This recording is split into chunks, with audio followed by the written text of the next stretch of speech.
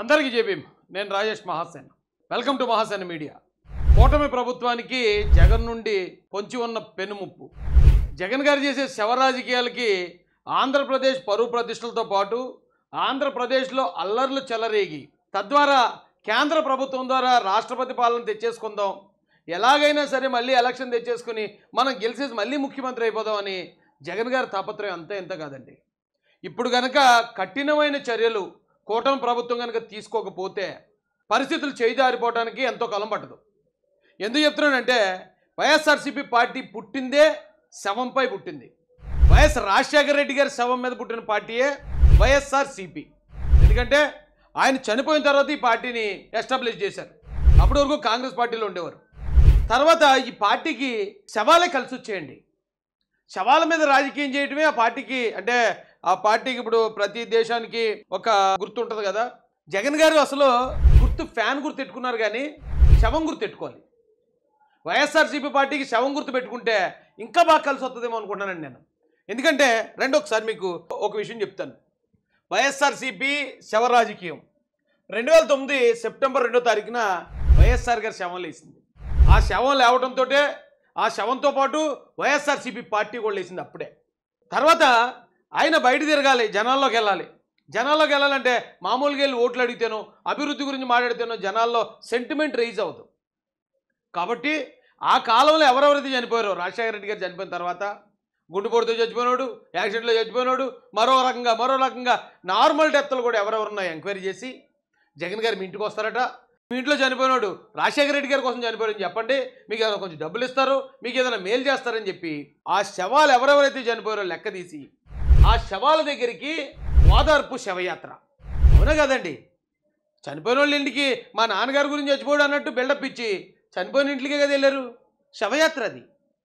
ఆ శవయాత్ర మొత్తం ఆ రోజున రాష్ట్రంలో చాలా వరకు తిరిగాడండి. తిరగడంతో 2014లో 67 సీట్లు ఎక్కాడు. ఓహో ఇదేదో బాగుందిరా బాబు అనుకున్నాడు ఆయన. శవంతో పట్టుకుంటే కరెక్ట్గా అప్పుడు జనం అందరూ కూడా చాలా బాధలో దుఃఖంలో ఉంటారు. సెంటిమెంట్ ఈజీగా రేజ్ చేసేయచ్చు, ఈజీగా వాళ్ళని రెచ్చగొట్టేయచ్చు. కరెక్ట్గా అదే బాగుంది, ఇదేదో మనకు కలిసి వచ్చేలా ఉందిరా బాబు అనుకున్నారు. తర్వాత 2019లో వివేకానంద రెడ్డి గారి శవం. ఆ శవం లేవలేదు, ఎలా లేపేశారు. శవాన్ని లేపేసి ఆ శవం దగ్గరికి వెళ్ళిన జగన్మోహన్ రెడ్డి గారు మా తాత శవం, మా నాన్న శవం అని మళ్ళీ శవాలను గుర్చేశారు. మా తాత చనిపోయినప్పుడు చంద్రబాబు నాయుడు గారు సీఎంగా ఉన్నారు. మా నాన్నగారిని రేపు ఎలాగొస్తారన్నారు, మా నాన్నగారు శవం అయిపోయారని అప్పుడు కూడా శవాలని ఈ వివేకానంద రెడ్డి గారి శవంతో పాటు కంపేర్ చేసి అక్కడ శవరాజకీయం చేయడంతో 151 సీట్లు. సరే గెలిచారు, హవా కొనసాగుతూ వచ్చింది. 2024 ఎలక్షన్కి వచ్చేటప్పటికి గీతాంజలి శవం.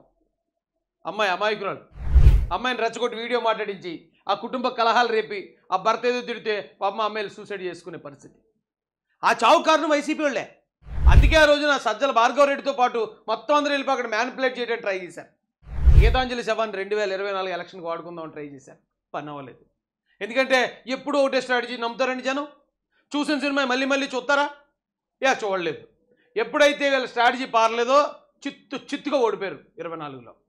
ఇప్పుడు మళ్ళీ రషీద్ శవం దొరికేసింది అన్నకి. జగన్మోహన్ రెడ్డి గారికి శవం దొరికితే చెలరేగిపోతారు. ఇంకా ఆయన ఒక్క నిమిషం ఆలోచించడు. అది కూడా ప్రతిపక్షాల మీద తోసేసే అవకాశం ఉంటేనే. ఇప్పుడు ఆ రోజున వివేకానంద రెడ్డి గారు చనిపోయినప్పుడు ఆ యాక్టింగ్ మీరు మర్చిపోయారా? మీరు మర్చిపోతే చూపించడానికి నేను ఉన్నాను కదా, రండి చూపిస్తాను.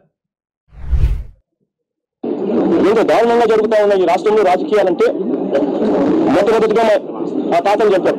ఆ రోజు ముఖ్యమంత్రిగా ఉన్న వ్యక్తి ఇదే చంద్రబాబు నాయుడు గారు. ఆ తర్వాత మా నాన్నని చెప్పారు. దాని తర్వాత చెప్పారండి, తాత శవం, నాన్న శవం, చిన్నాన్న శవం, 3 శవాలు 2019 ఎలక్షన్కి వాడుకున్నారు అన్న. తర్వాత నన్ను చంపాలని ప్రయత్నం చేశాడు. సాక్షాత్తు ఎయిర్పోర్ట్లోనే ఎవరు వెళ్ళలేని ప్రదేశంలోకి ఏకంగా కత్తులను తీసుకొని వచ్చి డైరెక్ట్గా తెలుగుదేశం పార్టీతో ఇవి చంపినుడే ఉన్నాడు. ఎందుకు వెనకాల ఉన్నాడు చంపినుడు. కానీ ఈయన పెర్ఫార్మెన్స్ ఆ రోజు చూసినప్పుడు జనమందరూ ఖచ్చితంగా నమ్మేవండి. నేను కూడా నమ్మాను. నాలాంటి వాళ్ళు ఎంతోమంది అమాయకులు వెర్రి గొర్రెలు నమ్మేశారు. కానీ కెల్లర్ని వెనకాల పెట్టుకుని అన్న ఈ స్థాయిలో ఆయన పెర్ఫామ్ చేయగలడు, ప్రజల్ని మెస్మరైజ్ చేయగలడు, ప్రజల్ని నమ్మించేలా అమాయకంగా మాట్లాడగలడు అనే విషయం అప్పుడు ఎవరికి తెలియదు. సరే అప్పుడు తెలీదు, ఒకసారి యాక్ట్ చేస్తే నమ్ముతారు. తర్వాత అది మోసం అని తెలిసాక అని మళ్ళీ ఇప్పుడు మళ్ళీ యాక్ట్ చేస్తున్నారు ఆయన. ఇదిగో ఇప్పుడు ఎక్కడికి వినుకొండ వెళ్ళి సేమ్ అదే సీన్ మళ్ళీ రిపీట్ చేస్తున్నారు ఆయన. ఏంట రషీద్ని జిలాని చంపాడట. ఆ కారణంగా ఆయన అక్కడికి ఎక్కడి నుంచో కొట్టావుటిని బయలుదేరి వెళ్ళిపోయాడండి. అయితే మరి జగన్ గారు ముఖ్యమంత్రిగా ఉన్నప్పుడు ఇక్కడ చాలామందిని చంపారండి. మరి ఏ రోజు జగన్ గారు కనీసం ఇంత ఇలా చేయొద్దు, కనీసం పరామర్శించడానికి కూడా వెళ్ళలేదు. ఇప్పుడు ఈయన అక్కడికి వెళ్ళటమే కాదు, ఆయన ఏం చేస్తున్నాడు తెలుసండి? చూడండి, వైఎస్ జగన్ సంచలన డిమాండ్.